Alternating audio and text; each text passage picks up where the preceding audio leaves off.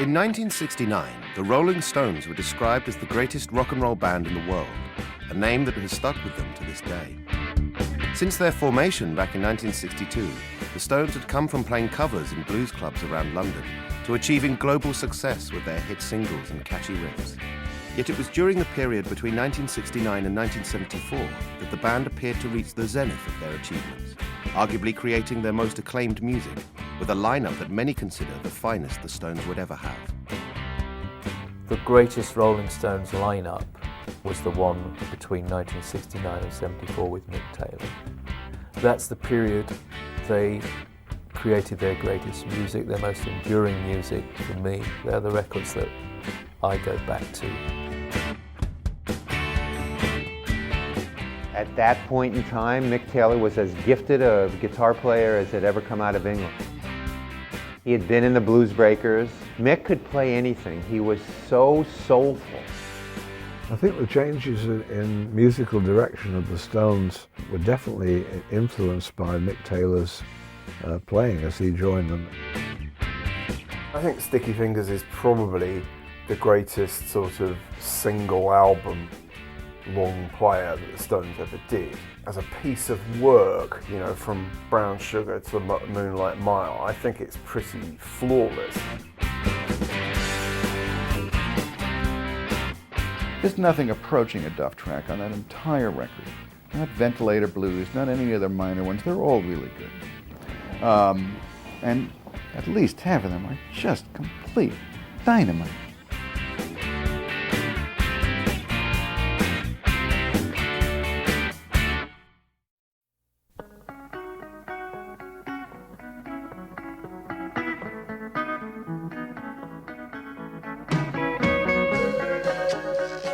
As the 1960s drew to a close, there was a distinct shift occurring in popular music.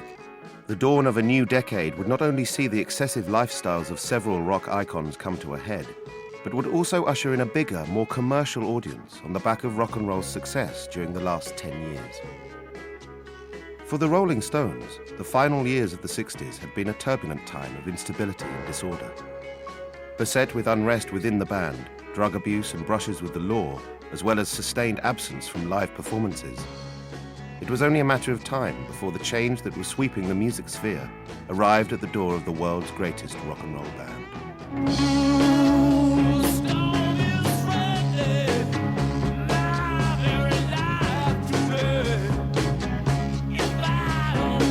So this is probably 1968. I mean, that's when they kind of mutate from this kind of almost like pop group, kind of bad boy, you know, delinquent pop group, the sort of, you know, dark side of the Beatles, if you like, into the greatest rock and roll band in the world. They change from this band that is documenting pop culture, you know, swinging London, you know, Ruby Tuesday, Mother's Little Helper, into something that's much more sort of,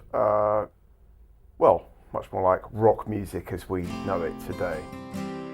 Having come off the back of their attempt at psychedelia with 1967's Their Satanic Majesty's Request, the Rolling Stones were in the process of transforming their sound as they moved to their new album, Beggar's Banquet, which featured the band's first collaboration with producer Jimmy Miller and brought them back to their blues roots with a burgeoning influence of country.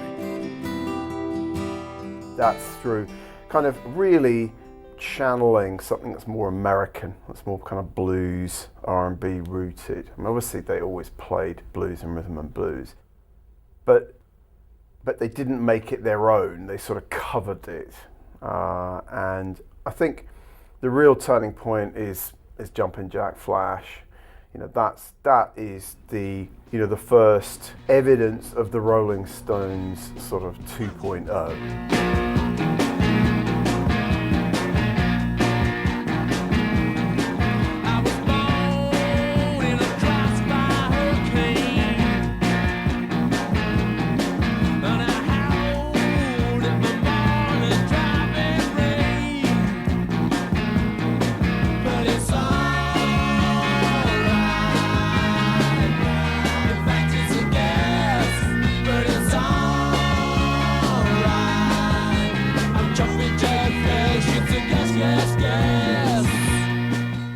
Following the success of Beggar's Banquet, Brian Jones's drug and alcohol addictions persisted and were now fully out of control. As a result of this, he failed to obtain a US visa and was therefore unable to tour, angering his fellow bandmates. With Jagger and Richards now running the Stones, something had to change. Towards the end of the 60s, the Stones were very much a hiatus, and a lot of it actually boiled down to the sort of physical and mental condition of Brian Jones, who was the sort of self-styled leader in the beginning. By that time, the leadership had been effectively removed from him, and there were a lot of personal difficulties as well, not least of which was the fact that Keith Richards had stolen Brian's girlfriend. They're not playing live. I think this is really the critical thing that explains so much of their trajectory and why they had to get rid of Brian. I mean, there's a whole number of reasons, but I've always believed that paramount amongst them was the fact that the state he was in, I think it probably would have been impossible to go out on the road with him. At that time, we're talking about sort of 1968, 1969, Brian was in some sort of chemically induced haze most of the time, and often he wasn't turning up at sessions, which is why they started to get other people in to help out. I mean, because it was already on the cards that Brian would have to go. I mean, not simply because of his own musicianship, which was kind of falling off, or his relationship with the other people, but there was a sort of US tour pending, and Brian wasn't going to be able to go for the simple reason of his drug convictions. On June the 8th, 1969, Brian Jones was fired from the band. With work already underway on the Stones' new album, Let It Bleed, they set about looking for a replacement guitarist. Amongst the names that were put forward were Ry Cooder, Ron Wood and Eric Clapton, formerly of the Yardbirds, and John Mayall's Bluesbreakers. However, it was another former bluesbreaker who would eventually step forward. 20-year-old guitarist Mick Taylor from Welwyn Garden City in Hertfordshire had been playing with John Mayall's Bluesbreakers since mid-1967. However, planned changes to the band's lineup meant the young virtuoso would soon be out of work. The changeover from what I was doing necessitated me not using a lead guitar player. It was considered quite revolutionary at the time. I think it was mid-69, I think it was.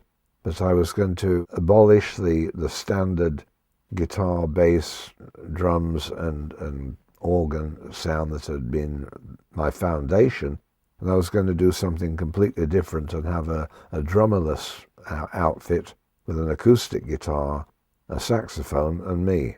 So it really raised eyebrows when I made this announcement. And of course, from that point on, of course, I wouldn't be needing a lead guitar player because I wanted to do something more ethereal and with less volume.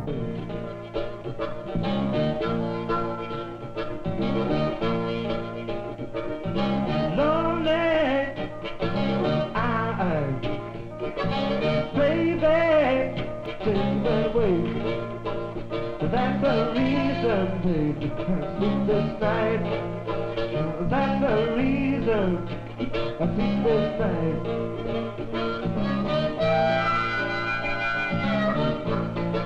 night. Funnily enough, by coincidence, Mick Jagger called me up looking for a guitar player. And this was before the announcement had been made that I was going to make this changeover for myself. And so I said, well, I think I've got the right fella for you because Mick Taylor's going to be leaving soon, and I'm sure he'd love to try out for you.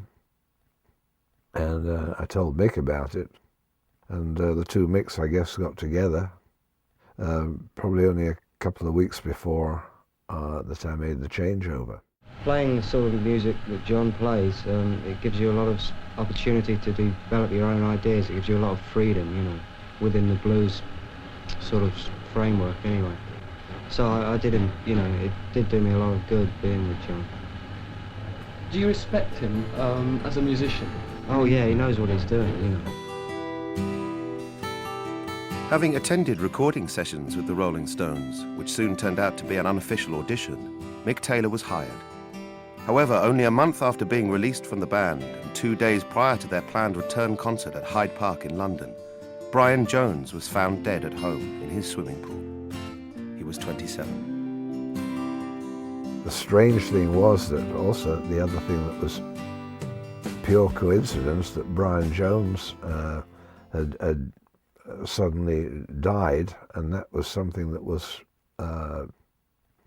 not on the cards. I think that the Rolling Stones were going to continue without Brian, because Brian was in fairly bad shape, but he was sort of recovering and getting his balance back. So Mick Taylor kind of fell into the job, and I think there was a lot of speculation at the time whether that was a factor in Brian Jones's death, but I really don't think it was.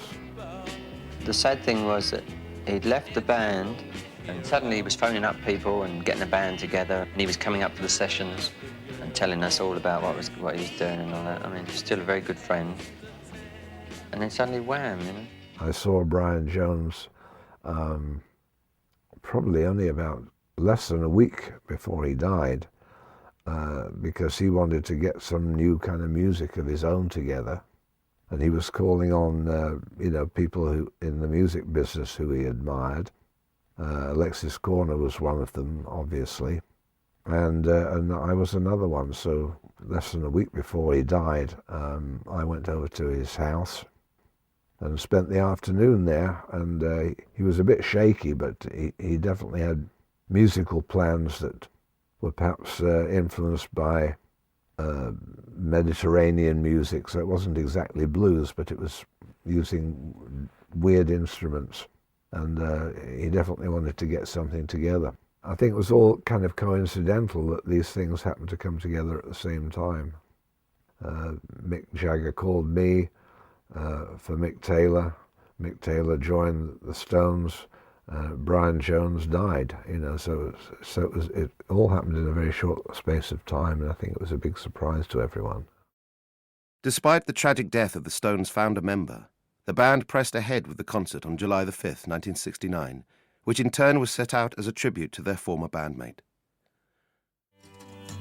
Here in Hyde Park, London, a memorial for Rolling Stones guitarist Brian Jones is getting underway. The concert is being called a tribute to Jones, who died 2 days ago in a tragic pool accident at his home in Sussex. Today, the Rolling Stones will publicly introduce Jones' replacement, 20-year-old Mick Taylor, who formerly played with John Mayall's Blues Breakers. The free concert is expected to draw over 200,000 Londoners.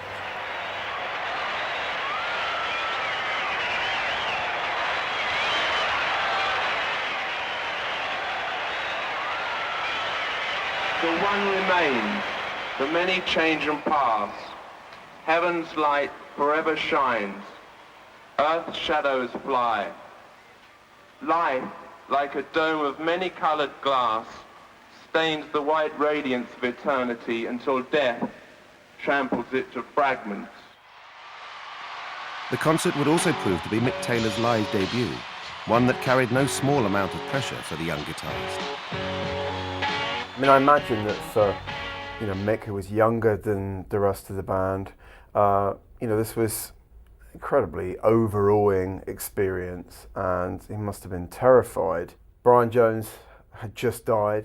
Brian Jones was the original leader of the Rolling Stones, had been an incredibly important pop star, this very decadent figure in the whole swinging London scene, and even though Brian had been gradually sort of frozen out by Jagger and Richards just due to being so untogether and out of it, nonetheless it must have been a daunting thing for young Mick Taylor to fill those shoes. My teenage self was actually present at Hyde Park on that momentous occasion, and it's something that I'll never forget.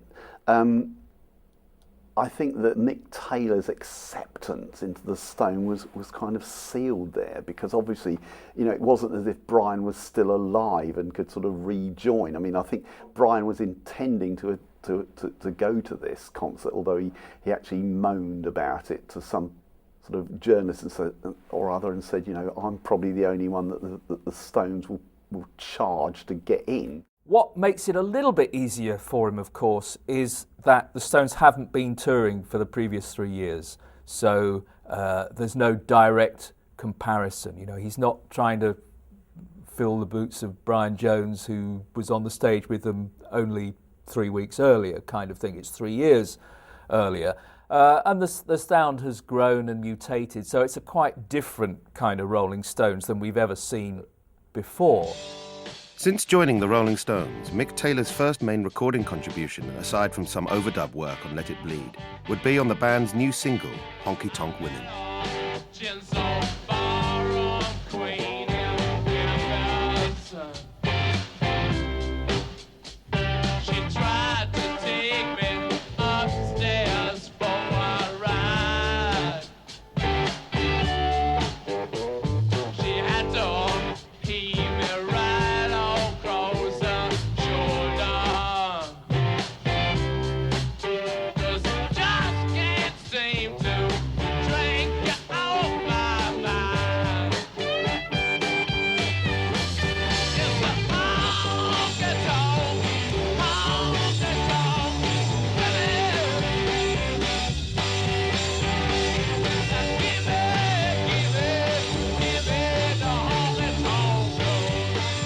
Honky Tonk Women was a sort of apocryphal period, if you like. It was a sort of period between Brian and Mick. And at the time, I think that at the time that there was an element of ensemble playing on Honky Tonk Women rather than soloing.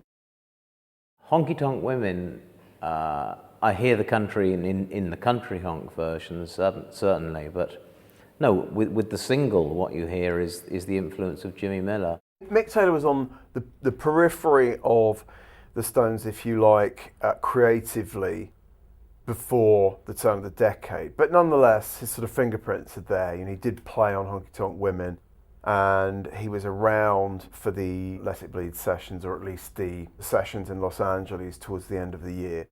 I think his importance in the Stones can't be understated, really, because he both allows Keith Richards to come into his own, but he also creates this kind of guitar partnership with Keith, which for various reasons hadn't really existed between Keith and Brian Jones. This is the era of the lead guitarist, remember, this is the era of Pete Green, Clapton, Jeff Beck. It was the era where you basically weren't considered a great serious rock band unless you had a fine lead guitarist, which went against the ethos that the Stones had always adopted. So again, it's not coincidental that Mick Taylor's arrival coincides with the onset of the Stones' golden period. And he's also a great live player as well, so he's an important component of that whole notion of them getting back to being a touring band and a stage band again. Even though they'd had a lot of success, they'd had a lot of hit records, they never really had the reputation of being a great live band. They'd never done any big major tours where they'd been able to play for more than about 20 or 25 minutes. So when I joined them, it became a different type of band. In 1969, that was the beginning, really, of when lots of groups started to tour the world and play in big arenas, big sports stadiums with big sound systems, where you could actually hear what they were playing. Towards the end of the year, and with new member Mick Taylor now revealed to the public, the Stones were able to take to the road for their US tour. Beginning on November the 7th, the tour would take in much larger arenas than previous events by the Stones, and included 2 nights at New York's Madison Square Garden. It was clear that as the 1960s were drawing to an end, music was changing and performance changing with it. There'd been a change of consciousness as far as the audience was concerned, in the sense that it wasn't necessary. I mean, a group wasn't necessary just to sort of fill a theatre with screams like they had before. There was much more focus on the musicianship. And I think that was the main difference, the fact that you could actually hear what they were doing most of the time. And it obviously helped, you know, the fact they had a virtuoso player like Mick Taylor in there, although Keith Richards actually took a couple of solos. But I mean, obviously, you know, the focus was mainly on Mick's playing as far as the instrumental sort of lineup was concerned.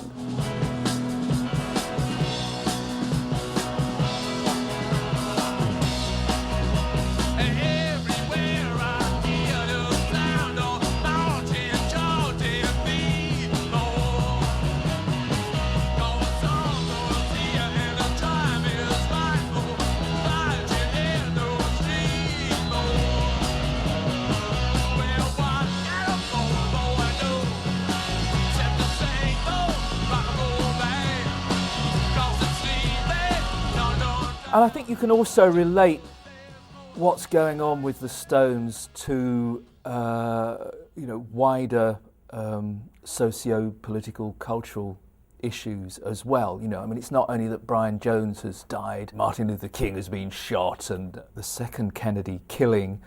So there is this almost apocalyptic feeling in the air, which the Stones as songwriters plug into very cleverly, really, from Beggar's Banquet on. I mean, certainly the tour was a complete success up until the last engagement, which was of course at Altamont, which was the rather sort of dark side of, it was a sort of opposite of Woodstock, if you like, in the sense that it ended disastrously, you know, with people getting killed, people getting beaten up, you know, and people even giving birth. 8:38 now at KFRC, this is Frank Terry, and let me repeat, the Rolling Stones free concert is going to be on tomorrow at the Altamont Speedway. Apparently, it's one of the most difficult things in the world to give a free concert. As you all know, first the concert was originally scheduled for Golden Gate Park, and then at the Sears Point Raceway. The final concert in the United States for the Rolling Stones was a free event at Northern California's Altamont Speedway in December 1969. Although not officially part of their US tour, the show was headlined and organized by the band and featured performances from other acts such as Jefferson Airplane, Santana, and Crosby, Stills and Nash. Having been intended as a Woodstock for the West, the events at Altamont went down in infamy as violence broke out. The security, provided by notorious biker gang the Hells Angels, not only placed members of the public in jeopardy, but also the performers. Several accidental deaths were recorded, as well as the homicide of 18-year-old Meredith Hunter, who was reported to have pulled out a gun to attack the band. He was stabbed and beaten to death. Some argued later that the concert signified the official end of the 1960s. The Daily Express sort of made a great deal of it, saying how successful it had been. But I mean, it was when the edition of the Rolling Stone magazine came out a month later that people actually realised the full extent of the disaster that it was. The Stones were at Altamont were kind of semi-captive on stage, surrounded by the Hells Angels, who were actually right in front of the stage, actually gunning their bikes up. But I mean, it certainly left a nasty taste in their mouth, and it was a very sour note on which to end what was otherwise a most successful tour. Altamont was something that nobody expected to happen, but it brought everybody to their knees, so to speak, and made them reevaluate what was going on. I mean, promoters did. Because musicians were just the reason and the focus for it, but you know, we as musicians, we just do our job, you know, we get up there and we play. So we're not really responsible for the reaction that it might have. I think the impact of Altamont has, in a way, been overstated by rock historians, social historians subsequently. Yeah, sure, some bad shit happened there, and it coincides with this end of a decade, and I think that's all been sort of conflated into investing the event with far greater significance than it really had. The events of 1969 had dramatically changed the members of the Rolling Stones. Moving into the new decade, they were able to celebrate the success of their 8th studio album, Let It Bleed, which topped the UK charts and peaked at number 3 in the United States. The album had underlined a darker side to the 60s and also alluded to the turbulent times within the band. Late in 1970, the Rolling Stones' contract with Decca Records was coming to an end, and this led to disputes between the band and former manager Alan Klein, which in turn prompted the Stones to set up their own record label. I mean, it came as a great shock to the Rolling Stones to discover at the end of the 60s that they might have been the second most important band in the world, but they were broke.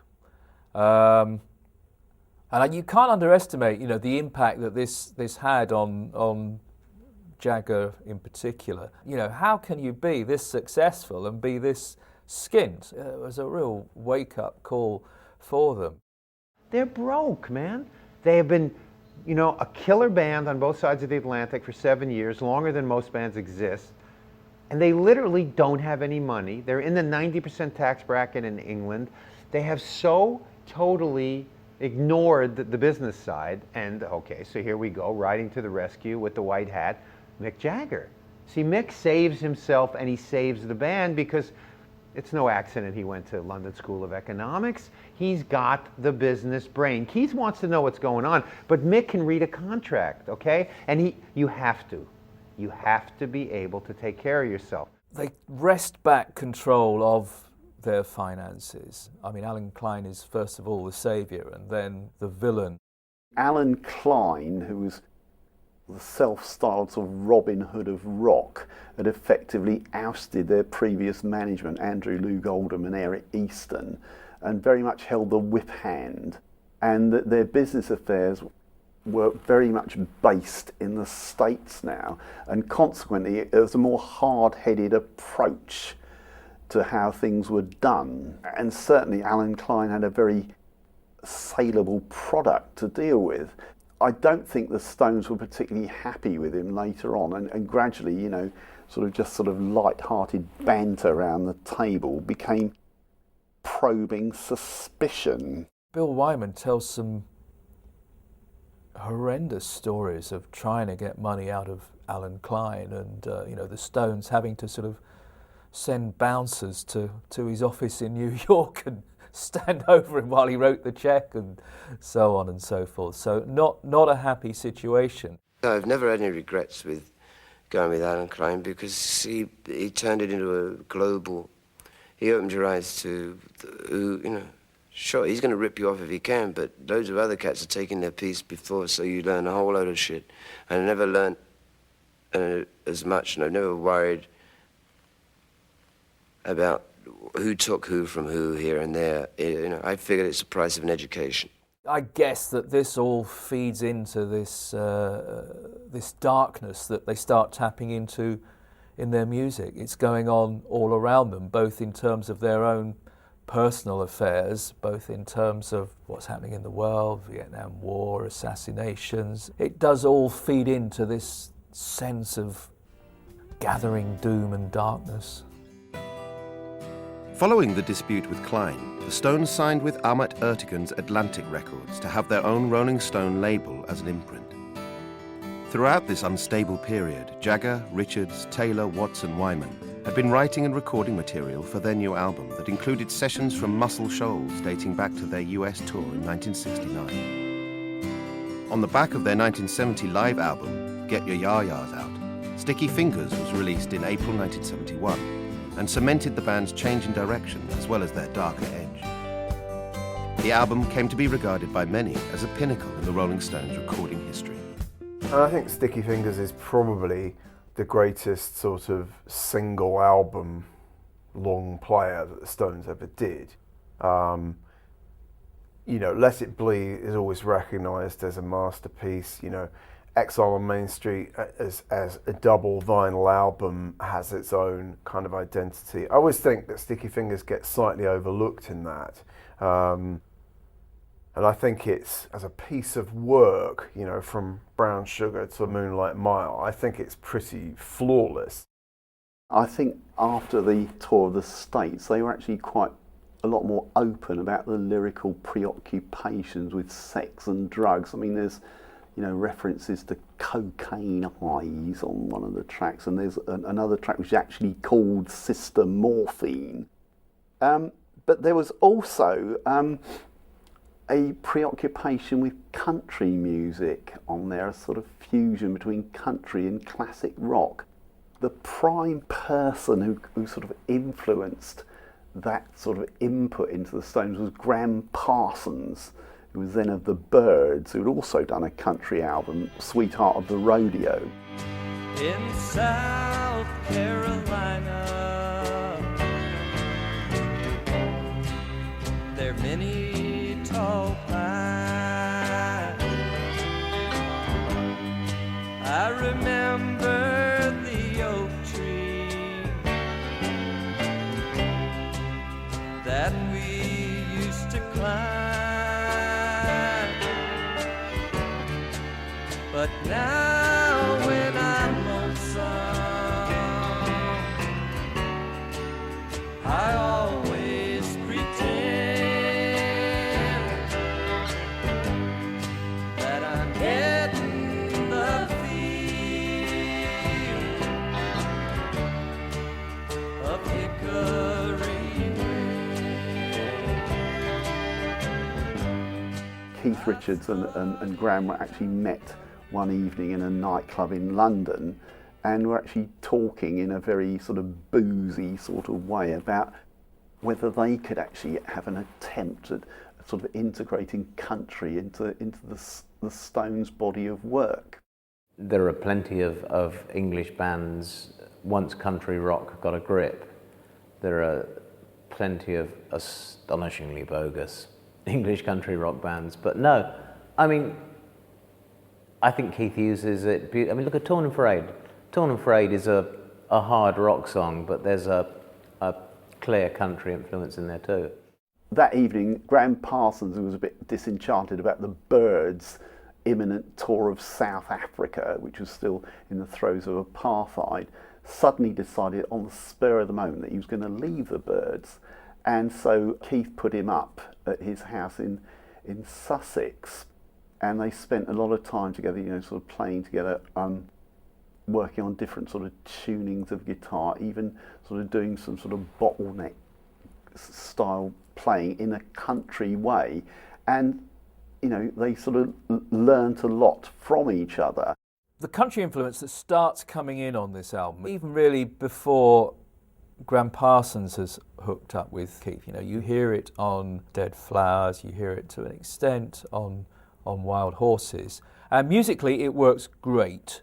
There is a little bit of a problem with Jagger's attitude to singing a song with country tinges to it, because he doesn't ever seem able to take it very seriously. I've interviewed him and asked him about this, and he says, yeah, but you listen to all those country singers, they're all singing with their tongue in their cheek anyway, so he thinks that it's not terribly serious even in its original form, and then the Stones take on a kind of country influence, and he's not totally serious about it, which pissed Keith Richards off no end. You know, I mean, Keith just wanted him to sing properly, stop putting on this sort of cod whining Nashville voice. I mean, it's not a problem on Wild Horses, because I think that's a song that clearly meant a lot to him, and so he doesn't indulge in those pastiche elements. Graceless lady, you know who I am. You know I can't let you slide through my hands.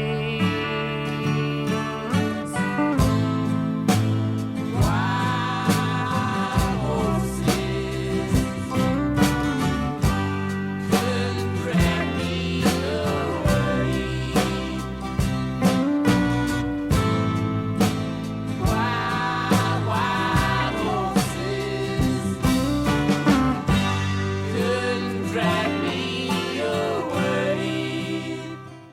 is the Rolling Stones reinventing what we might now call Americana. It's the Rolling Stones absolutely steeping themselves in blues and country and gospel, and also the rock and roll and R&B that they originally started playing. So they're still sort of in that Chuck Berry, Muddy Waters mode. But now there's this whole added layer of, what Graham Parsons introduces Keith Richards to. You hear that in Sticky Fingers, you hear it obviously on Let It Bleed, and you hear it on Exile on Main Street. So for me, it's almost like the Rolling Stones they become a kind of honorary American band at this time.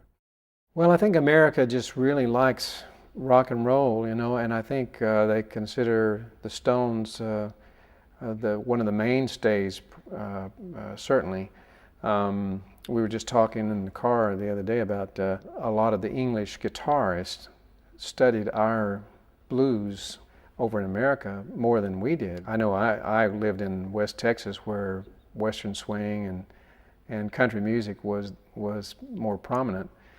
But I think because they made a study of the blues, they really rewrapped it and gave it to us in a fashion that everybody, could enjoy and didn't have any problems with putting it on the radio and things like that. So they did a very good job of that. Having finally been released after legal wrangling over the rights share with Alan Klein, and also having been recorded by Graham Parsons' new act, the Flying Burrito Brothers, almost a year earlier, Wild Horses had proved a successful single for the Stones. Klein also co-owned the first record from the album, and one that underlined the Stones' ability to create up-tempo hits, Brown Sugar.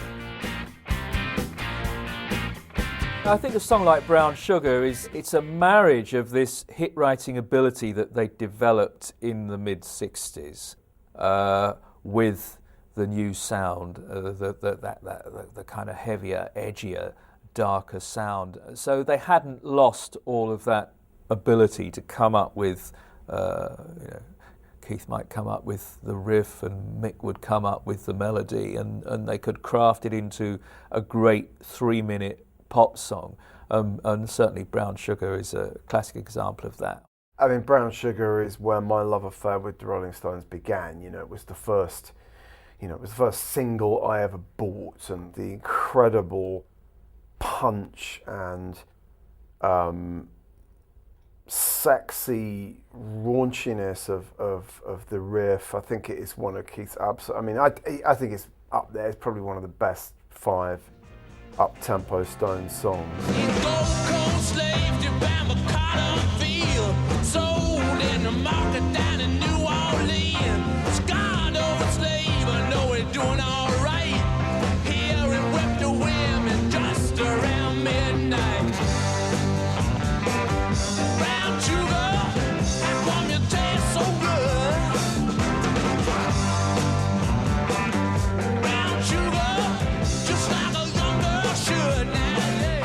It is the most brilliant sort of conjunction of Jagger's sort of sexual interests and the kind of narcotic background to the Rolling Stones at that time, that sort of fusing of sort of sexuality and sort of narcotic stupor. It just is.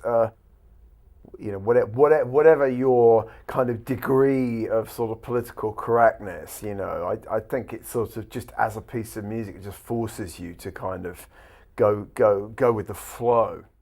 Brown Sugar kind of re-established the Stones, and it established the sort of Stones Mac 2, if you like, with Mick Taylor in it. He wasn't particularly prominent on that, apart from a little bit of sort of passage work. But what was interesting about that is the use of a horn section, not only a horn section, but there was a sax solo on it. I mean, they'd used horns before on A-sides of singles. I mean, like, Have You Seen Your Mother, Baby, Standing in the Shadow? It had trumpets on it. But I don't think that they made such a feature of it as they did on Brown Sugar. Although, I mean, and I think that sort of pointed towards the stage shows that they had in the later 70s, where they actually incorporated auxiliary players.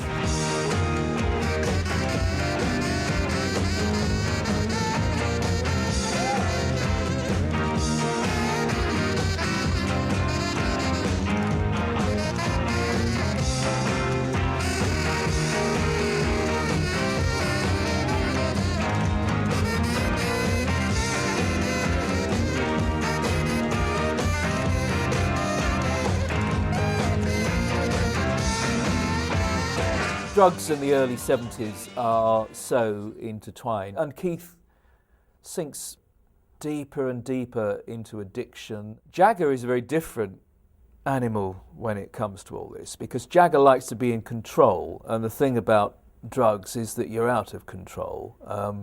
Keith liked being out of control, and that can also be very creative. And of course the drugs do start affecting the music. I mean, they contribute to that dark, seamy quality that the sound has. And Jagger, of course, is very happy to write about it, to exploit this in the lyrics, but he's not actually going to go there himself. He's always playing the role. On Brown Sugar, he can. I mean, what is that about?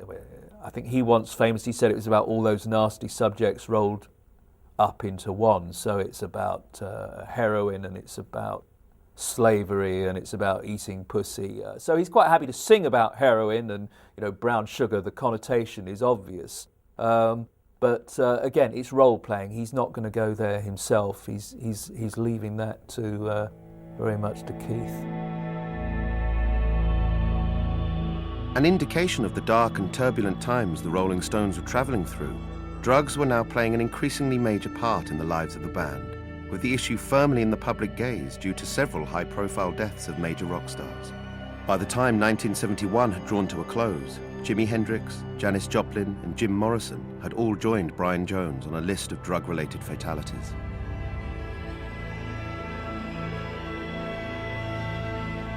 Embodying the innocent view but sinister shadow of drug-taking on the road was Moonlight Mile, a graphic portrait of coming down from a high and a track that laid bare Jagger's weariness. The ballad was also a chance for new Stones member Mick Taylor to show his quality. Moonlight Mile is one of the absolute highlights. I mean, ironic that, Keith Richards, the heart and soul and lungs of the Rolling Stones is not on it. To this day, I don't even know how much involvement Keith had in the writing of it, and we know he wasn't there.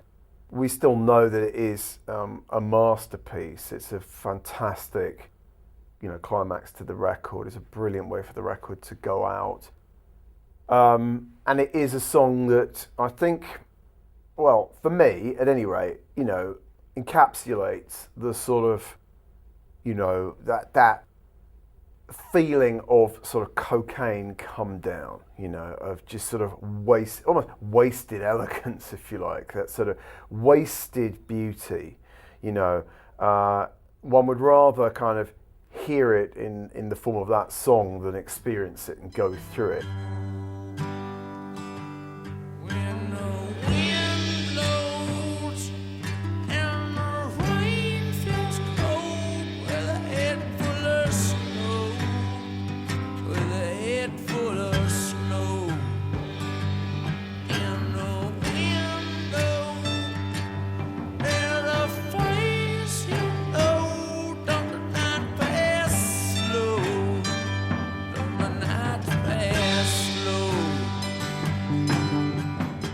Mick Taylor's influence is clear on something like Moonlit Mile, where the song is straightforward enough, and then you've got this great long sort of Santana-like lead guitar piece tacked on the end, which to me isn't really Stones at all. I don't think Keith's playing on it. It's a lead guitar virtuoso piece rather than a two guitars weaving, which has always been the Stones motif. Having two virtuoso guitarists who can trade off each other, swap around between the lead and rhythm roles, is a fantastic benefit. And you hear it on Sway, you hear it on Moonlight Mile, and this is Mick Taylor making a major contribution to the band.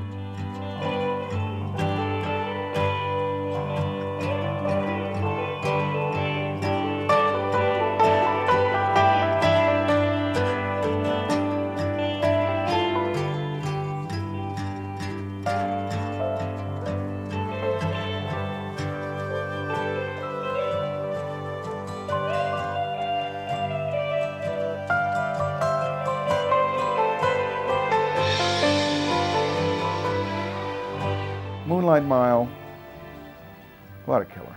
Absolutely great song. Now there's a song about desolation, drugs, waking up on Sunday morning and all of that stuff, you know. That's a great song about it. Absolutely great song.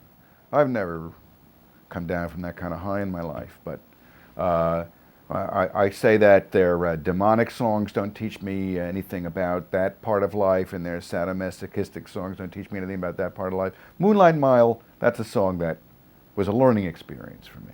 It's part of my emotional knowledge of what the internal reality of people in the 60s was like. Topping both the US and UK charts during its release, Sticky Fingers remains to this day the Rolling Stones' most successful album.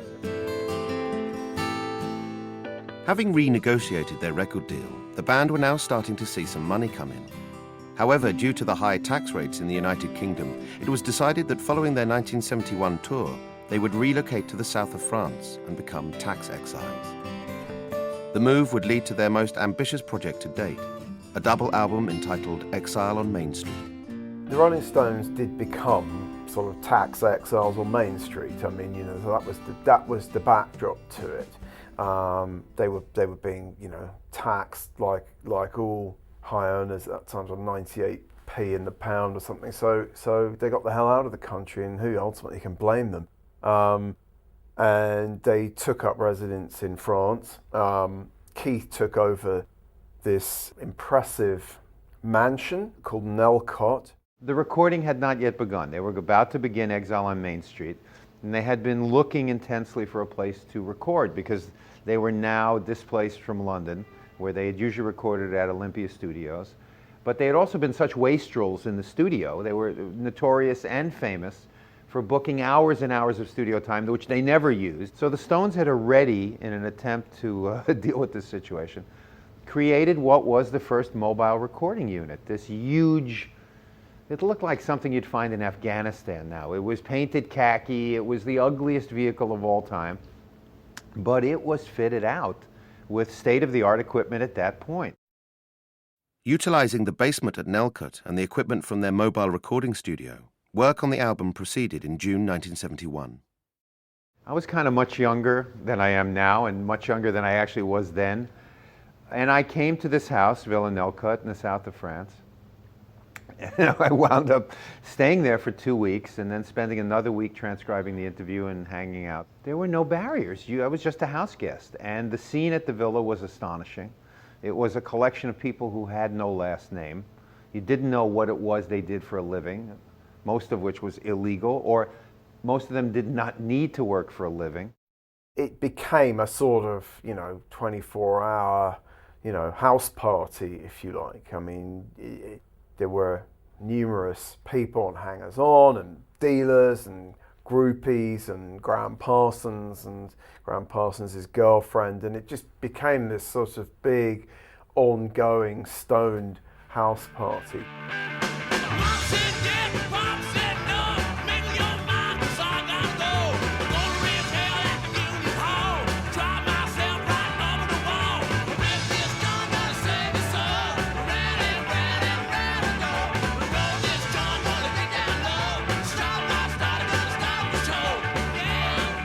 It was absolutely chaotic.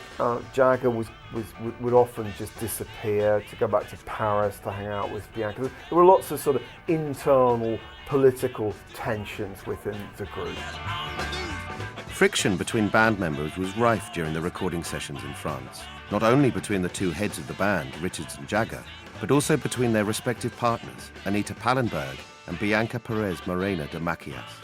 This situation of Keith, and of course then there's Mick, because really what's going on at this point in the band is that there starts to be two separate power centers, and a lot of this has to do with Anita. Here we go. Mick and Anita have had an affair while making Performance. Keith knows about this. He writes You Got the Silver. He's sitting in a Rolls Royce outside the house in Lowndes Square in London where they're filming the movie. Anita's the power charger. When she's with Brian, he's the guy. When she's with Keith, he's the guy. She's somebody that nobody can control. And she does what she wants always. And she has chosen Keith. But this is another, I mean, how can you deal with this? How can you deal with the fact that your best friend and songwriting partner has been with your woman who's the mother of your child, and now you're back in the studio together, and it's not even a studio, it's the basement of the house where you're living with Anita and Marlon. You know, Bianca was not welcomed by sort of Queen Anita Pallenberg, who sort of didn't take to her, resented her. Bianca was a bit of a princess and a bit aloof and really didn't want to, you know, hang out with these completely stoned people. Mick felt kind of conflicted, so you know, Mick would disappear and that would hold up recording sessions, and you know, so you know, Keith would just sort of lay down on grooves and riffs, and I mean, it was absolutely chaotic. Somerset Maugham said, you know, the south of France is a sunny place for shady people, and that's what it was. I mean, it was wretched excess. You could buy anything you wanted. And the south of France has been like that for 100 years. It was always the place you went to be more debauched than anyone else in any other place in the world. So they're in this place of complete license. And they've always lived, you know, on the edge anyway. And they're all living separately. And they convene at night to try to begin recording. They don't seem to have come with any new material, you know. A lot of what's on Exile was recorded many years before. For the first couple weeks, all they're doing is just jamming. They're not even singing songs. They're just kind of playing together, trying to get a groove going. And even once they begin to record, let's say, Tumbling Dice, there are many nights when Keith spends 15 minutes playing with the rest of the band and then says, well, I've got to go put Marlon to bed, his young son. Goes up the stairs to the main floor, gets his son, goes upstairs to the bedrooms, and that's it. They don't see him again. They don't see him for the rest of the night. And without Keith, the rest of the band can't play. It's not a way that anybody would make an album anymore. But Keith is acting out. Keith is basically doing whatever it is he wants to do. And the two of them work in completely diametrical fashion. Mick, as you would, you know, suspect, based on his tightly wound personality and controlling nature and business-like focus, he likes to have everything ready before they go in. He wants to write the words and he wants to have the lyrics ready. Keith, man, he just wants to sit there and he wants to wait for God to speak. And listen, that's where the riff for Satisfaction comes from. He wakes up one night, records it into the pocket tape recorder, you know, goes back to sleep and forgets about it till he hears it the next day. So he's so plugged into his own unconscious, you know, that he basically is walking around the villa with a guitar that he plays nonstop, and he's playing songs by other people. He's playing Jerk by the Larks and stuff that I heard when I was 17 years old in New York, you know.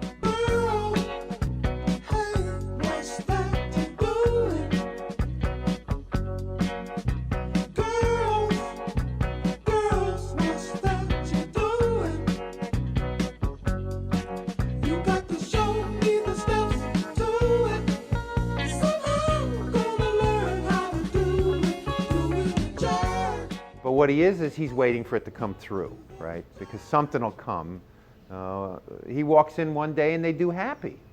Mick isn't there. They're warming up, and he's kind of written some words that day. He's actually been told by Anita that she's pregnant. He's very happy about this, and basically the track is as it was recorded, one take, which is insane. Nobody does that either, okay? I mean, generally speaking, the Stones are at their strongest when Keith's at his best, as Exile demonstrates so well. And I think what a lot of people miss with Exile, certainly what Anita tells me, is that there was hardly ever a time when the band were all down in the basement recording together. It would be Keith with Jimmy Miller, it would be Keith with Bobby Keys, it would be Keith with Jagger. But times when the whole band was down there playing together were really very rare. So you can certainly make an argument that Exile is Keith's solo album.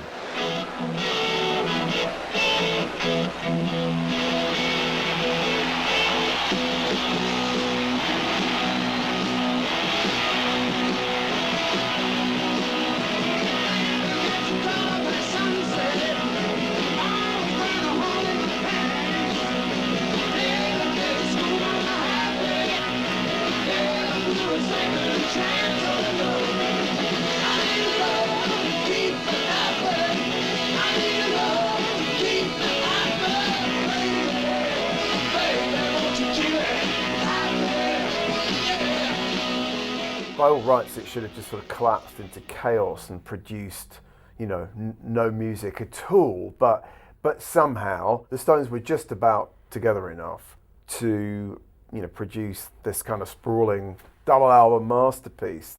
The tensions between band members, coupled with the oppressive heat from a relentless summer, found its way into the music created at Nelkut and eventually onto the album. Very oppressive atmosphere. You know, very humid at the time, and even when the autumn descended, it was like, you know, a wet raincoat had been spread across there. And it says a lot for Keith that he was actually able to sort of hold it together in those in that atmosphere. I mean, an example, if you want, of what it was like is a song "Ventilator Blues," which I think is about the sort of the air conditioning failing during a session. When your spine is cracking and your hands they shake, heart is bursting and your butt's gonna break. Woman's cussing, you can hear her scream.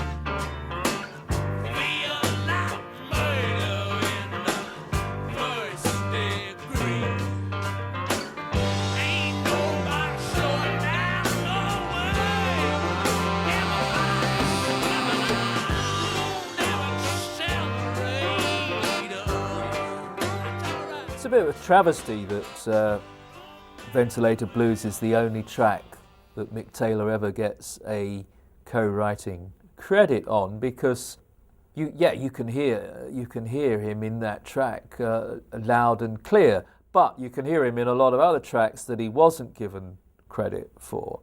Andy Johns, who engineered that album, and I agree that at that point in time, Mick Taylor was as gifted a guitar player as had ever come out of England. I mean, he had been in the Blues Breakers, Clapton had been in the Blues Breakers. Mick could play anything. He was so soulful. It's hard to say whether Mick Taylor, you know, was demanding more accreditation than he'd hitherto received. You know, he did get credit on Ventilator Blues, but nothing else, and who knows? Do you know? I mean, you know, Mick himself was sliding into the kind of narcotic chaos that enveloped the Rolling Stones at this point. You know, he was a classic victim of the Stones' sort of demonic seduction, and you know, ultimately could not handle being a part of that group. The drug-induced state of several of the band members was affecting the recording process in France. Yet more trouble was to follow when French authorities planned a drugs raid on the villa, forcing Richards to flee or face jail. Returning to Los Angeles, Exile's creation continued as the band brought in session players to perform overdubs. They literally left the country to go to LA, where they then overdubbed and mixed for a few months with a variety of supporting characters, right, who came and went. At this point, Charlie and Bill and Mick Taylor have virtually nothing to do with the album. And Keith at this point gives it over to Mick. Mick is now bringing in the session musicians. He's bringing in the backup singers. I was just sitting home one evening. Jim Keltner, the drummer, and Wolfgang Mills, electric bass. We've been working on this Basses International project with the two basses, stereo basses. And so I was just at home one evening, and Jim Keltner called and said, "What are you up to?" And I said, "I'm just grooving, and what's up?" And he said, "Well, how'd you like to work with the Stones tonight?" And so I thought, well, maybe it's a concert situation, you know, that I didn't know anything about. And I said, "Well, where at?" And he said, "Well, they want you to record 4 songs at Sunset Sound, and can you be there in about an hour?" And I said, "Okay, sure." They knew what they wanted. The music stand was there waiting for me. The parts were on the stand, you know, so they already had in their minds what they wanted to do with these tracks.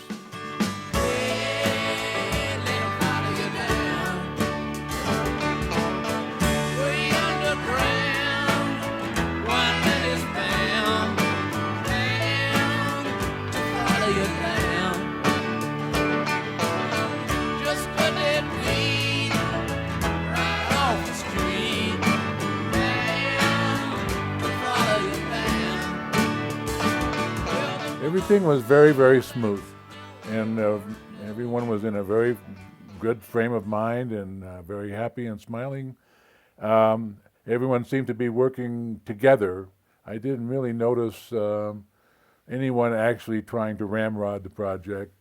They all seemed to be making suggestions about what they wanted, and not too many either, you know. So the main thing was just everything was ready to go. So once I was unpacked and tuned up, Mick was there, and we went through the parts with the playbacks, and we were ready to roll.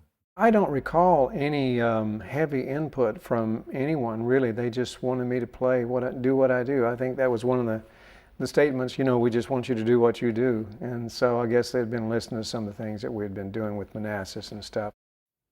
Al Perkins, who had played with Graham Parsons' Flying Burrito Brothers, was hired to play steel guitar on Torn and Frayed, another country-influenced track. They were looking, I think, for improvisation. And when I arrived there, I believe there was 2 fellas in suits. I believe it would have been one of the engineers would have been Andy or Glenn Johns, and perhaps Jimmy Miller there. And Keith was there with Anita. And Mick was there too, of course.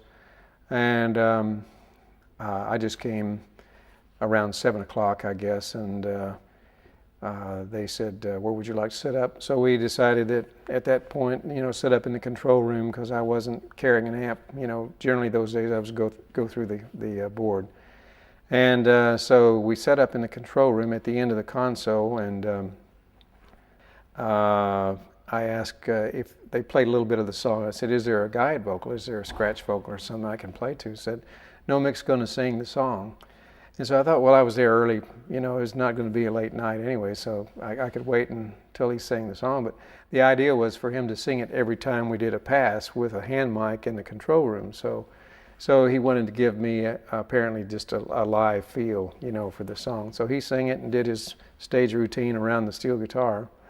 The steel guitar that I'd used that evening was, I'd only had it about 2 weeks. I had bought a guitar from Tom Brumley, who was playing with Rick Nelson, and yeah, the strings were higher and closer together, more strings, all these knee levers and stuff that I was still getting used to. So when they said, "You can stretch out," you know, well, I was stretching. Just trying to get everything to work right on that thing, you know. Along with the country influences of the album were also tracks with a strong soul flavour, such as Shine a Light and the first single from the album, Tumbling Dice. Recorded at the sessions in France and featuring Mick Taylor on bass, the Stones reportedly had over 150 takes to mix into one song. Tumbling Dice took hours and hours to do, days in fact, and a lot of it was down to how it was mixed. I mean, Mick Jagger commented when they first began to mix the finished product that he thought that the cymbals sounded like dustbin lids. You know, there was a lot of work on it. And in a way, it wasn't so much them composing a song as producing a production. It seemed like they were trying to put together something that was unique and yet was them, you know. Had all the origins and the basis of the band, the original band, and the original feeling, original groove. And so that seemed to be what they were after, more of a return to an original source, rhythmic-wise and swinging-wise, and just a group of songs that seemed to somehow tie themselves together, even though most of them were very distinctly different. The weird thing about Tumbling Dice is that it sounds so loose and natural and flowing, and you listen to that track and you think it sounds like a first take, you know, wow, they nailed that one. And then you find out that actually it was probably the track that gave them the most difficulty on the entire album. You know, over 100 takes and months of work. So it's you know, the work that goes into sounding so effortless is always fascinating. Here, and he knows there's something, there's a kernel of something in this groove that eventually is going to be brilliant. You know, and it's for Keith, it's about just working it until you reach that point where everything just sort of falls into place, and you've got the right groove.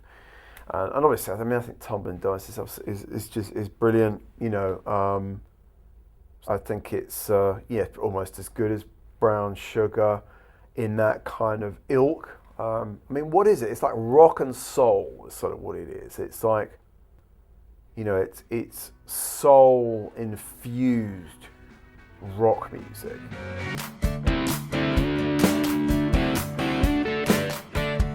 When Exile was finally released in May 1972, the sprawling double album featuring 18 tracks with varying styles and influences was met cautiously by critics, who were initially unsure whether it would compare to previous Stones records.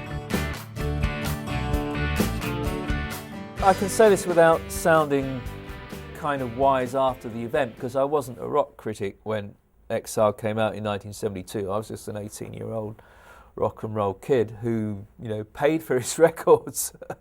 And I bought Exile on the day it came out, and I just thought it was fantastic. And I couldn't understand these lukewarm reviews in the papers that I read at the time, like Melody Maker and New Musical Express. I think it's astonishing that this album, which I don't regard as being even close to Beggar's Banquet, Let It Bleed, and Sticky Fingers, which I say arguably are the three greatest back-to-back-to-back albums in the history of rock and roll, that this Exile, this album, is the one that has not only survived and continues to sell, but that people, and trust me, I've talked to so many people about this, that for those who are under the age of 30, this is hands down the greatest Rolling Stones album of all time. Having been there while it was being recorded, having been there while it was being mixed, having been on tour with them while they were playing songs from it, I would say the greatest argument against that argument is the fact that on that tour, they didn't do 20 songs from Exile. They did like 4, they did All Down the Line, they did Rocks Off, but in concert, then those were never the best songs.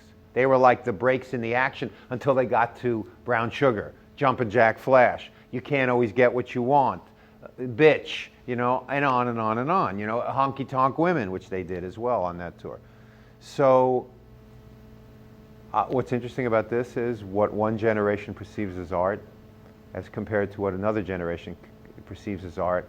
And a lot of that perception has to do with the context in which you first experienced the art. I gave it an A+. And I didn't write about it I didn't know what I thought of it. I just I really listened to it for a long time. It's one of the nice things about having the kind of autonomy I do as a critic is I don't necessarily have to come up with the opinion on a 48 hours notice. So in this case, I knew I wasn't getting it. I knew I hadn't figured it out. And finally I did, and I gave it an A+. Once I got it, I loved it. The reason people overlook that record, I believe, and one reason I gave it a long listen, was its sound. It has this murky sound. There are people who claim, I don't know if I agree with them, that you don't hear it on CD the way you do on the vinyl. That it's been cleaned up somehow in some bad way. You know, the more I listen to it, I hear very definite parts and very clean recording parts.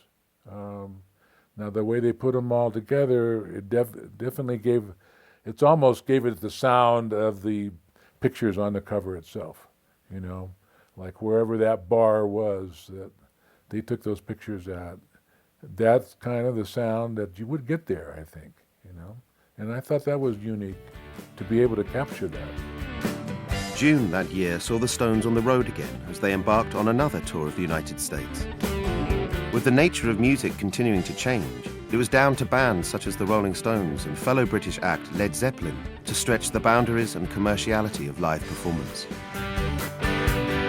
It happened all so rather quickly. I mean, in the space of 4 or 5 years, at the very most, something from nothing grew to such proportions that all these Zeppelin and the Stones were big stadium acts and everything.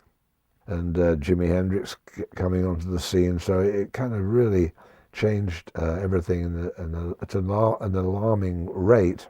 Yeah, I mean, there are two bands, both British, touring the States in the early 70s, who between them invent this new kind of stadium rock and this sort of Learjet mentality that goes with it, that you know, it becomes this vast travelling circus in which everybody lives in this little bubble. They fly around on private planes. They never actually get to see any of the places that they're playing in, let alone meet any, quotes, ordinary people. So arguably this is where rock and roll loses touch with its roots, and you know, it does lead to the punk kickback in 1976. So yeah, in a way, you have to blame the Stones and Led Zeppelin in a way for this.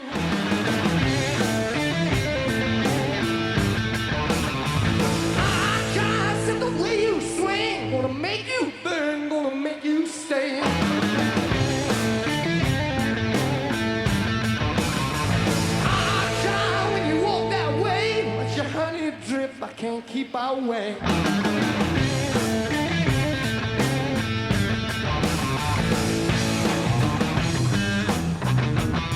With Led Zeppelin, it's slightly different. It just becomes about sort of grossness and excess. With the Stones, those elements are there, but also on top of that, you've got this kind of socialite world that Jagger clearly loved.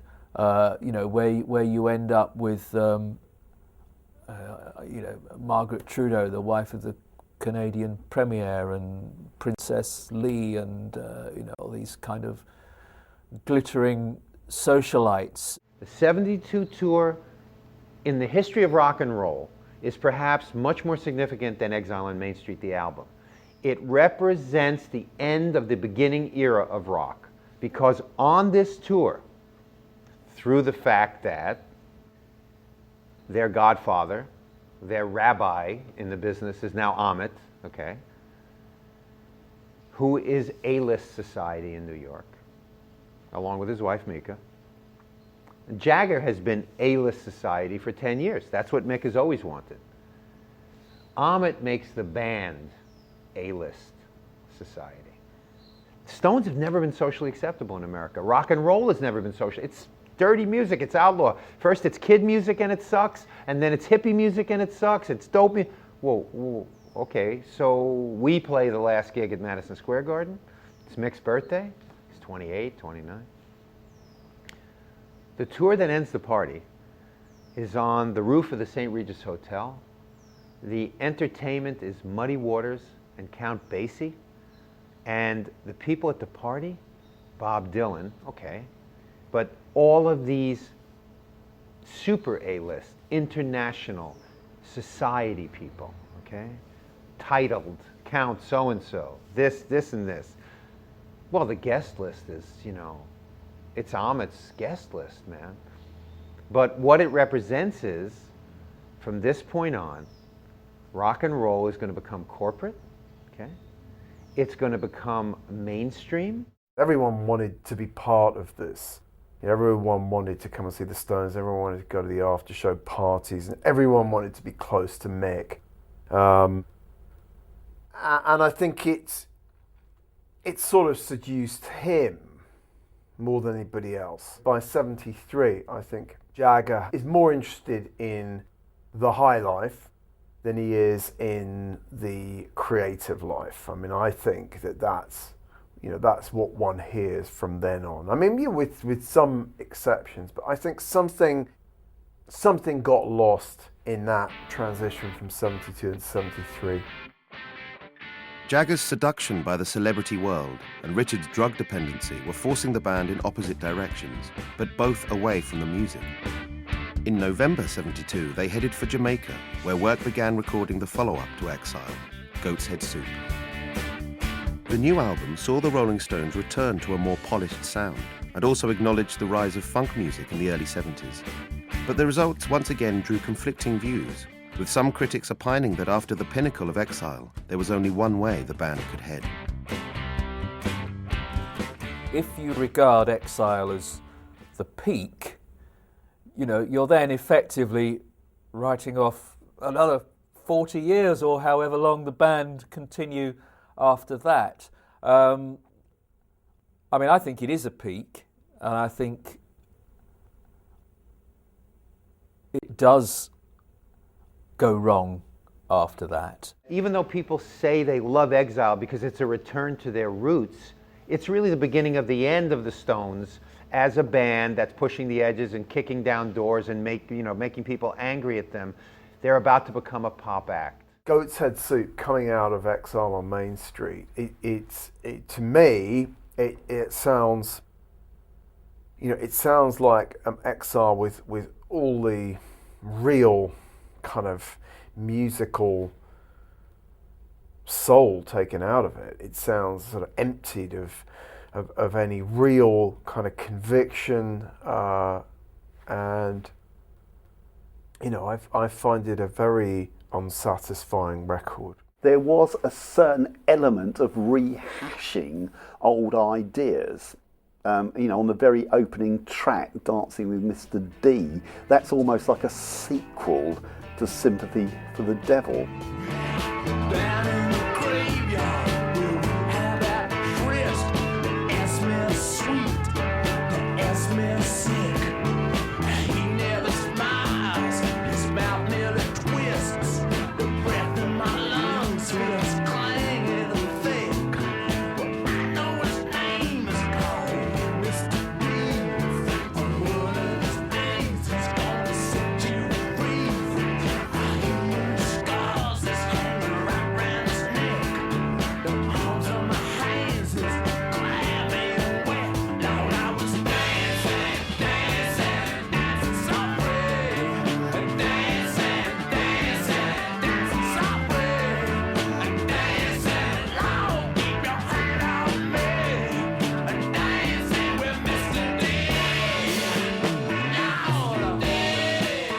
Certainly is a big falling off, as is It's Only Rock and Roll. I mean, played those records again recently. They sounded, I said about, gee, I could play that again. There might be some things there I like. Even Dancing with Mr. D, which is one of my least favorite Stones songs of all time, I thought the groove sounded pretty good. There was Charlie doing his job, sounded good, and Keith too. And so at that level, it was working. And one of the weird things about Goat's Head Soup is that there they are in Jamaica, they're recording in Byron Lee's studio, and yet they're they must be in some kind of bubble, because there is no indication on the record of any of this fantastic milieu in which they're recording this record. You know, and within a year or two, because of the success of Bob Marley in particular, you know, everybody wants to go to Jamaica to make a record and, you know, hope a little bit of that reggae magic rubs off on them. Stones could have been the pioneers of that. And yet they make this record in Jamaica and it doesn't have any flavour of Jamaica in it. I've never understood that. Despite lukewarm reviews, Goat's Head Soup did spawn another massive hit for the Stones, although Angie, released in August 1973, was not an atypical Rolling Stones record. That was the first big hit that they'd had in a ballad style, you know, that was released in the UK and in the States. And it certainly came over very well, I think, and it certainly made a change from just sort of doing sort of in-your-face, sort of up-tempo material. Angie, when will those clouds all disappear? Angie, Angie, where will it lead us from here? With no loving in our souls and no money in our coats, you can say we're satisfied. Angie, Angie, you can say we never tried. Yeah, see, I think Angie's a dreadful, maudlin song. I don't like the lyrics, I don't like the melody, you know, and I'm astonished that it has the sort of revered place that it does in the Stones' repertoire. You know, to me, it's not that I don't like them doing ballads, I do. I just think that's a horrible, mawkish one with virtually nothing to commend it. This is where you hear Jagger writing in a inauthentic way, you know, that this, you don't really feel that this is, it's a posture, it's Jagger sort of posturing. It's Jagger really not that interested anymore, you know, and for me, from here on in, Jagger is not really that interested, and Keith is fucked up. You know, Keith is really stoned, and you know, this is where it all starts to go wrong. You know, absolutely, probably encapsulated by the song "Star Star" or "Star Fucker," whatever you want to call it. You know, I mean, this for the first time, this is Jagger writing in a rather preeningly self-conscious way about groupies and hangers-on, and it sort of it just strikes a rather sour note for me of kind of self-regard. Well, Mick Jagger was becoming very much an international celebrity, not necessarily as even a rock star, but as a person who was famous for being famous. And, you know, there was a lot of name dropping on Star Star. Steve McQueen was on there, and they had to get clearance from him about a line about him having oral sex with somebody.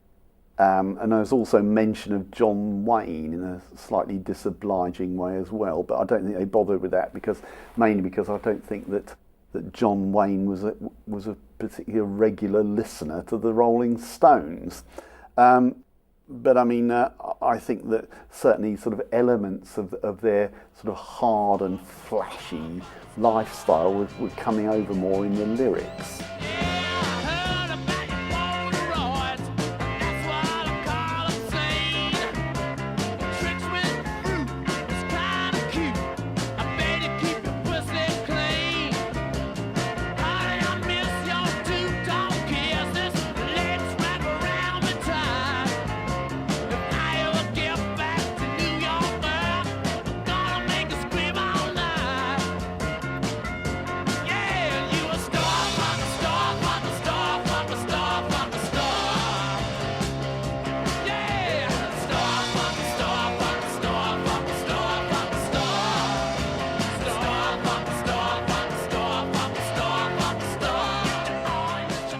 Goat's Head Soup achieved top charting positions on both sides of the Atlantic, and while the band themselves appeared pleased with their efforts, music critics remained unconvinced. By the time the Rolling Stones were in session for their 11th studio release, they were suffering severe issues, mostly in part to Richard's unreliability as the heart of the band. One of the reasons why these albums after Exile are substandard is, of course, that Keith is just too out of it. And he can still churn out, by anybody else's standards, a pretty good, powerful riff. But he's almost on autopilot when it comes to being in the studio. That was when you could get him into the studio. So, that's part of the reason the band lose focus. I think it's very important to make the point that, Keith had been instrumental in getting rid of Brian Jones, was now sort of turning into Brian Jones. He was in desperate shape, and how he survived, God knows. How he's pulled through all of that. It was very ugly. It was as close to evil as the Stones ever came. Marianne Faithfull says once Brian's gone, Keith starts to become Brian. He's just so strong that he doesn't fall by the wayside. He's a functional / dysfunctional Brian. Recorded in Munich, It's Only Rock and Roll was released towards the close of 1974. After ending their association with Jimmy Miller, the album was produced by Jagger and Richards under the collective title The Glimmer Twins, and featured a stronger emphasis on rock sounds reflecting the styles of the mid-70s. A lot of people prefer It's Only Rock and Roll to Goat's Head Soup, and they say that it's more focused and the energy is more consistent. I just see those two albums pretty much as a pair, actually. I couldn't really favour one over the other, because I don't favour either of them in any critical sense. The title track, I remember hearing that the first time I heard that in 1974, and I just hated it. I thought, this is the Rolling Stones being a pastiche of themselves.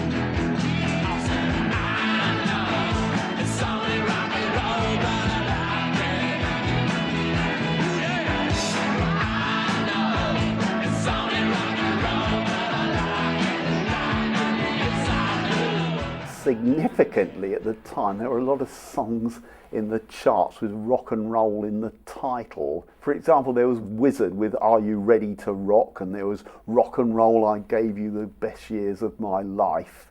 I think, in a way that was a kind of spin-off, I suppose, of glam rock, because there was, during the glam rock period, there was a sort of a swing back to the sort of trashiness of that sort of, I'm not using trashiness in a bad way here, but that sort of trashiness, and the cheap thrills of rock, as a kind of reaction to the sort of tedium of the post-Woodstock, singer-songwriters and all that sort of thing. By 1974, and certainly into 1975, rock and roll has become desperately jaded. It's out of the first flush of its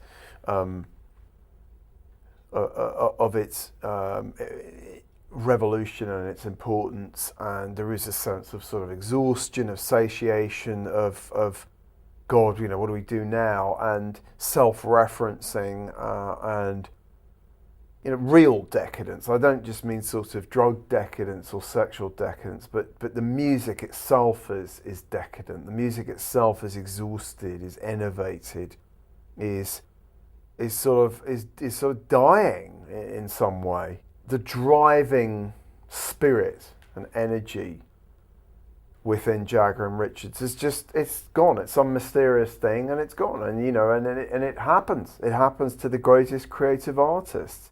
And this is the great irony of life as we know it. You get to the position where you're in power, and it's quite possible you don't have anything left to sell that's great. See? But you have to keep going, because if you don't, you'll die. Even though It's Only Rock and Roll was topping the charts in America and showed a solid #2 placing in the UK, the perceived decline in the Stones' music, along with the fractured relationships between band members, led to Mick Taylor considering his future as a Rolling Stone. Yet despite the infighting that was taking place, the talented guitarist still managed to make a significant contribution to what would be his final Stones album. Time Waits for No Man is one of Mick Taylor's finest contributions, and it's ironic in a way that it comes at the point where he's pretty disillusioned and is already thinking about getting out. There are clearly difficulties between him and Keith at this stage, with infamous stories of Keith wiping some of his contributions and replacing them with his own. I think Mick Taylor wasn't even at all of the sessions in Munich, so he's almost become a semi-detached member by this stage. Not quite to the extent Brian Jones was at the end of his tenure in the band, but it's in retrospect you can see that he was on the way out, and yet they still needed him, and he's still making these great contributions that you can hear on the record.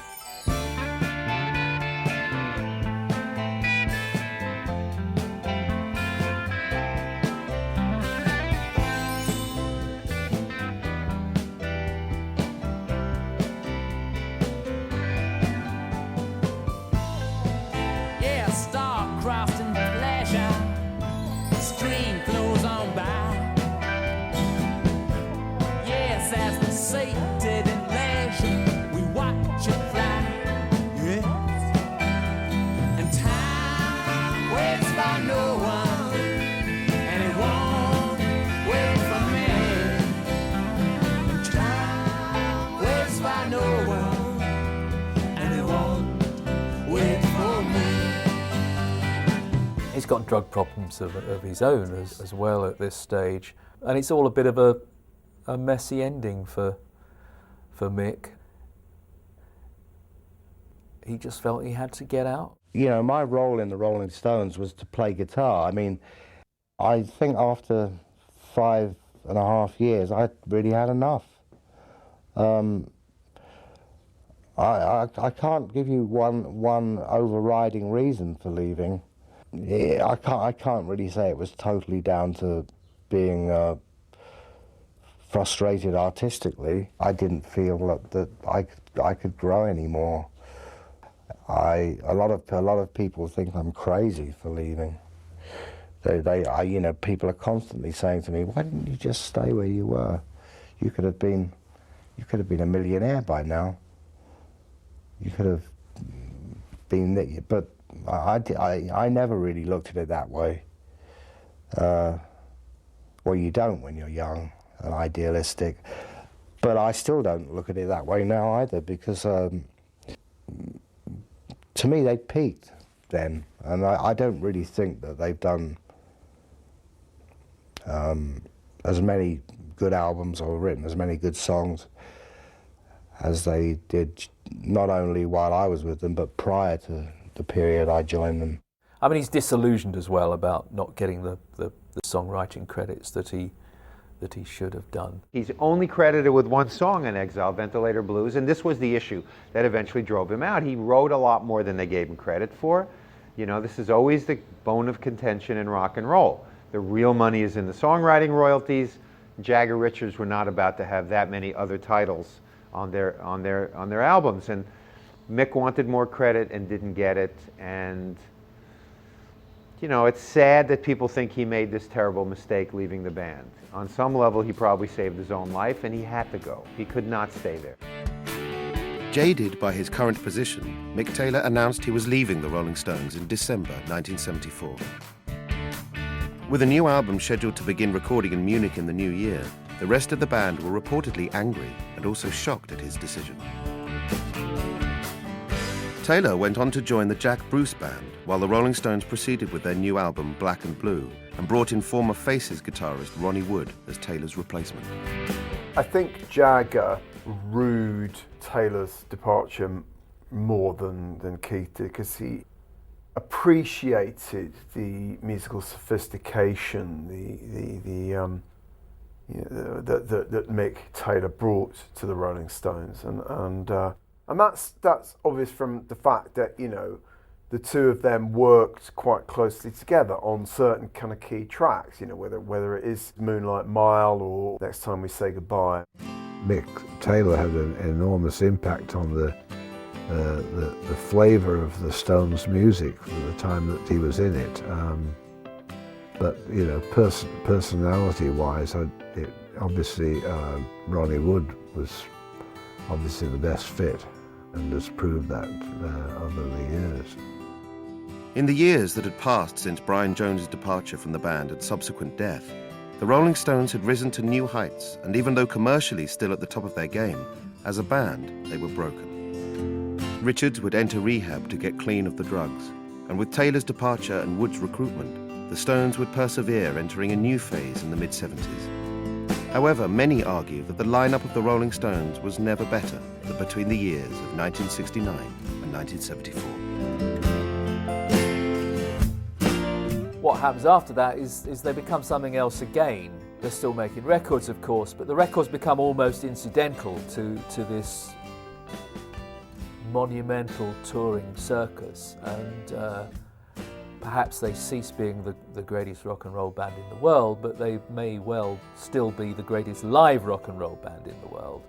And Led Zeppelin have, by 74, possibly eclipsed them as a studio band. In fact, not possibly, almost certainly. But yeah, this is why I keep saying that Mick Taylor has never really been given his full due in subsequent histories of the Rolling Stones, because the greatest Rolling Stones lineup was the one between 1969 and 74 with Mick Taylor.